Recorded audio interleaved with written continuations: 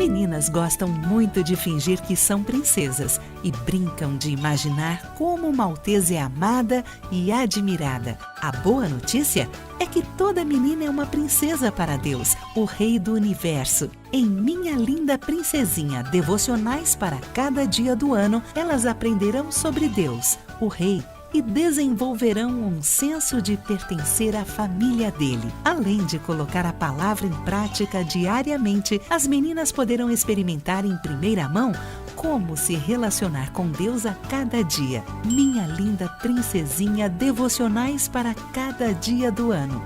Um produto com a qualidade CPAD.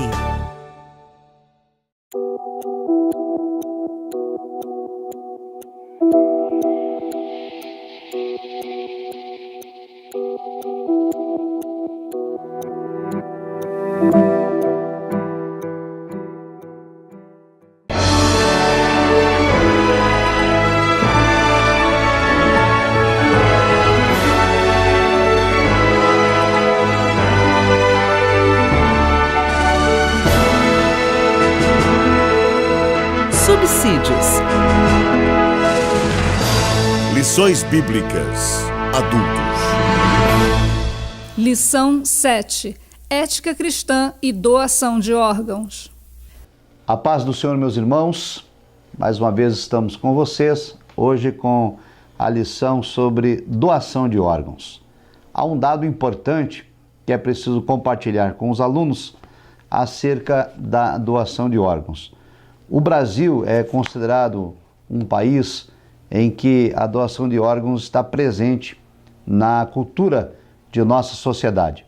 Porém, e apesar disso, as informações do Ministério da Saúde atestam que nós temos cerca de 64 mil pacientes na fila de espera aguardando a doação de algum órgão. E ainda a informação de que mais de 2.000 pessoas morrem por ano aguardando a doação de órgãos, que acaba não acontecendo. Algumas questões precisam ser levantadas, então, em relação a esta necessidade da doação de órgãos. Algumas pessoas são contrárias por um desconhecimento bíblico acerca desse gesto, que na verdade é um gesto de amor, é um gesto de solidariedade. Mas antes de entrarmos nesses detalhes, é importante definir transplante e doação de órgãos. O transplante é, na verdade, um procedimento cirúrgico em que se remove um órgão doente e substitui-o por um órgão saudável. Há algumas doações que podem ser feitas em vida e outras doações que só podem acontecer após morte, como, por exemplo, a doação de um coração. No Brasil, a fila de espera, a demanda maior é em relação aos rins, fígado e pâncreas. E algumas pessoas, lamentavelmente, têm perdido a vida aguardando um transplante desses órgãos, porque nem todos os familiares, no momento da dor e da despedida do seu ente querido, autoriza a doação de órgãos. Nós vamos abordar aqui na nossa lição, e os professores, superintendentes podem acompanhar no comentário que está em nossa revista, alguns exemplos de doação na Bíblia Sagrada. O principal deles é a doação do próprio Cristo. O nosso Deus tomou a forma humana, veio a este mundo e se entregou por nós. Entregou não apenas um órgão, mas entregou o corpo todo em favor de nós pecadores. E também nós temos exemplos de disposição, de desprendimento na Bíblia Sagrada, como, por exemplo, o caso dos irmãos em Gálatas, que receberam o apóstolo Paulo no momento de grande necessidade da sua saúde e estavam dispostos, segundo expressões do próprio apóstolo Paulo, a arrancarem os próprios olhos e fazerem a doação para Paulo.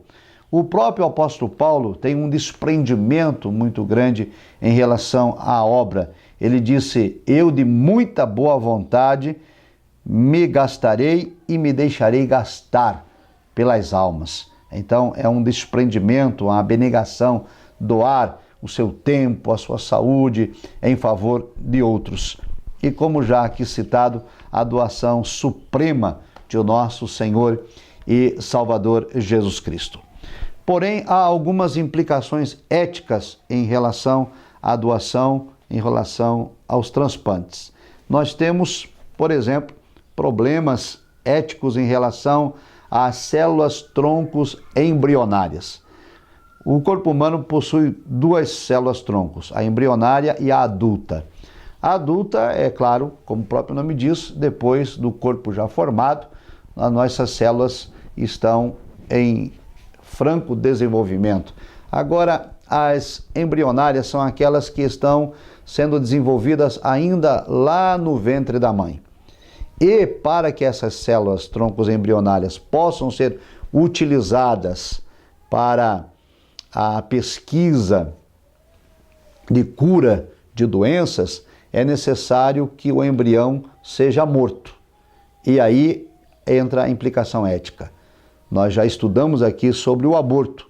Nós consideramos que a vida tem início na concepção, quando o espermatozoide fecunda o óvulo feminino e a primeira célula é formada. Então, a célula tronco embrionário ela precisa ser utilizada nesse período do início da fecundação, o que causaria uma espécie de aborto, o que é pecado. Desse modo, a igreja se posiciona contra as pesquisas com células tronco embrionárias para fazer esses transplantes. Porém, quanto às células adultas, não há nenhum problema ético, porque a pessoa não vai morrer, não vai perder a vida para fazer um transplante ou a doação para alguém.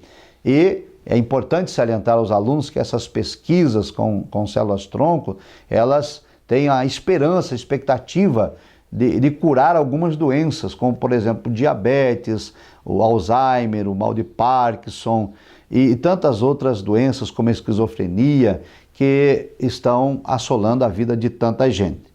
Desse modo, é importante que cada professor deixe bem claro aos alunos que a igreja não se posiciona contra a doação de órgãos e nem ao transplante de órgãos, por entender que isto é um ato humanitário de amor, de empatia e de solidariedade com aqueles que sofrem.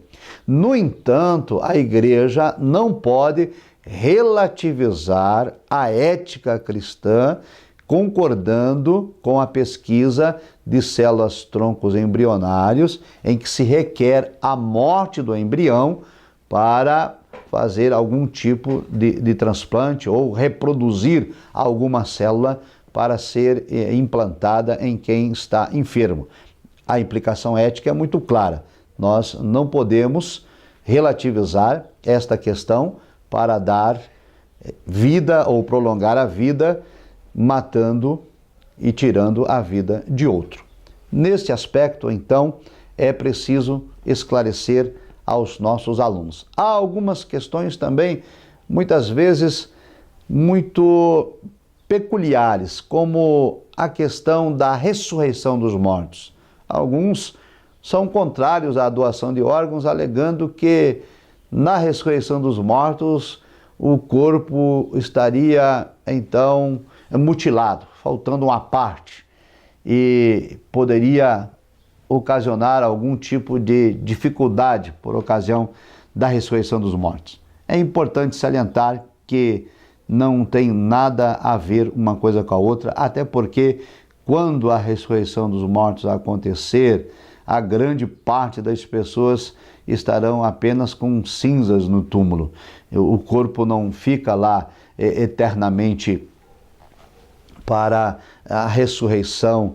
E outro detalhe é que a Bíblia diz que a ressurreição será em um corpo glorificado, que é um corpo diferenciado desse corpo que nós estamos hoje como um invólucro de nossa alma. Então, esse temor, às vezes, pela simplicidade da fé de alguns irmãos, impede famílias de fazerem doação de órgãos com medo da mutilação do corpo e com preocupação em relação ao arrebatamento da igreja, quando os mortos ressuscitarão para encontrar com Cristo nos ares. Bem, queridos e amados irmãos, a doação de órgãos, ela é uma questão de amor. E é isto que nós precisamos enfatizar claramente. Aqui na revista e também no livro auxiliar, há algumas questões que eu gostaria de salientar. Como, por exemplo, o altruísmo do auxílio mútuo é quando o ser humano tem alegria em se doar para abençoar o outro. Também a questão aqui levantada da compreensão e da generosidade. Compreender está no sentido da empatia, ou seja, sentir a dor do outro, se colocar no lugar do outro, e entender o sofrimento do outro. E a generosidade no sentido da virtude que nos leva a agir de modo prático e não ficar apenas no discurso, mas de fato nos doarmos para aliviar o sofrimento de outrem. E também a questão do princípio do verdadeiro amor. Amar a Deus e ao próximo como a si mesmo é o resumo da revelação bíblica. A doação de órgãos e tecidos, enquanto nós estivermos em vida, ou até mesmo aquela feita pós-mortem, é um elevado gesto de amor. Essa ação em nada contraria os preceitos éticos e bíblicos, exceto no caso das células-tronco, que requer a morte do embrião, como aqui já citado. Contudo, ninguém pode ser forçado à prática de tão nobre e tão elevado gesto. A ação, ela precisa ser voluntária e altruísta, sem esperar recompensa alguma. Inclusive, nesse aspecto, existem algumas pessoas contrárias à doação de órgãos com medo de que possa haver uma comercialização de órgãos ou um tráfico de órgãos em que pode-se ocorrer, então, de um modo cruel, a morte de pessoas indigentes ou pessoas pobres que perderiam as suas vidas para terem os seus órgãos comercializados por aqueles que o possam pagar. Ainda há uma outra discussão em relação a possível possível furo da fila, em que as pessoas estão lá na lista aguardando e que alguém com recurso financeiro possa pagar, corromper algum servidor público para passar a pessoa à frente na fila. Mas existem todos os cuidados dos setores públicos nessa questão, e até porque essa parte da doação de órgãos, do transplante, não basta a pessoa estar na fila. A ordem de prioridade não é apenas aquele que chegou primeiro, mas se o órgão é compatível ou não com aquela pessoa que está na fila.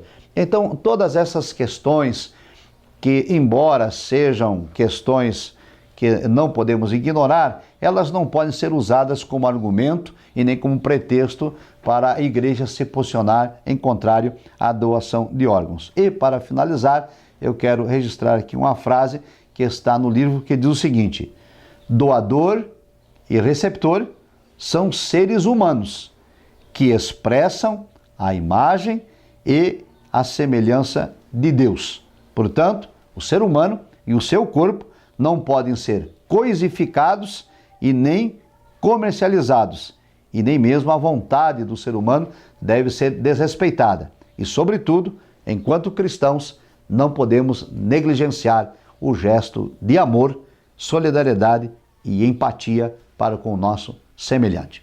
Obrigado pela atenção. Deus os abençoe.